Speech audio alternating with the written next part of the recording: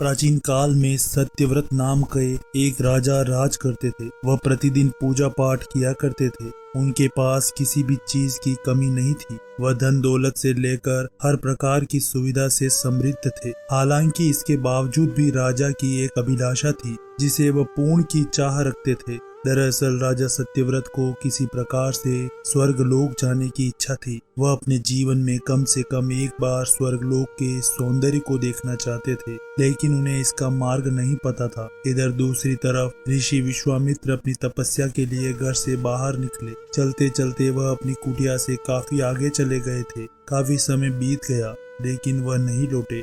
इस कारण उनका परिवार भूख और प्यास से तड़प रहा था। राजा सत्यव्रत को जब ये पता चला तो उन्होंने ऋषि विश्वामित्र के परिवार के पालन पोषण की जिम्मेदारी ले ली। कुछ समय बाद जब मुनिवर लौटे तो वे अपने परिवार को कुशल देख काफी प्रसन्न हुए। उन्होंने पूछा कि उनकी अनुपस्थिति में किसने उनकी देखभाल की। इस पर ऋषि के परिवार वालों ने बताया कि राजा ने उनके पालन पोषण की जिम्मेदारी उठाई थी। यह सुनकर ऋषि विश्वामित्र तुरंत राजमहल पहुंचे और राजा से मुलाकात की। वहां पहुंचकर उन्होंने सबसे पहले महाराज को धन्यवाद कहा। इस पर राजा ने ऋषि से अपनी इच्छा पूर्ण होने का आशीर्वाद मांगा। राजा की बात सुनकर ऋषि विश्वामित्र ने कहा, बोलिए महाराज, आपको क्या वरदान चाहिए। तब महाराज ने कहा, हे मुनि, मुझे एक बार स्वर्गलोक के दर्शन करने हैं। कृपया करके मुझे वहां जाने का वरदान दे। राजा की प्रार्थना सुनकर ऋषि विश्वामित्र ने एक ऐसा रास्ता बनाया जो स्वर्गलोक की ओर जाता था। यह देख राजा सत्यव्रत बहुत खुश हुए। वह तुरंत उस रास्ते पर चल पड़े और स्वर्गलोक पहुंच गए। यहाँ पहुंचते ही इंद्रदेव ने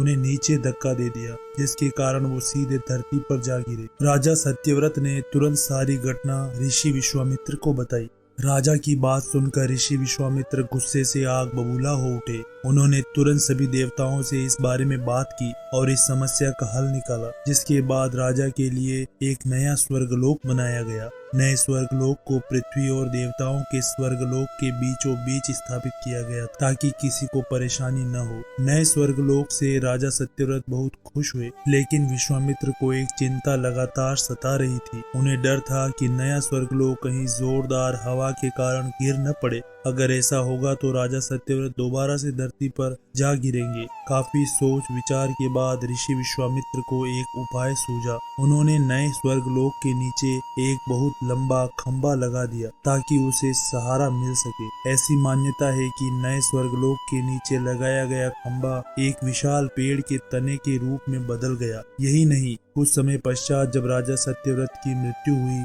तो उनका सिर एक फल में तब्दील हो गया। तभी से इस खंबे को नारियल का पेड़ कहा जाने लगा, जबकि राजा का सिर नारियल के रूप में जाना गया। यही कारण है कि नारियल का पेड़ इतना लंबा होता है। इस कहानी से हमें शिक्षा मिलती है कि अगर सच्चे मन से किसी की मदद करें तो हमारी हर ख्वाहिश पूरी हो सकती है। आपको ये वीडियो कैसी लगी? आशा करते हैं वीडियो पसंद आई होगी।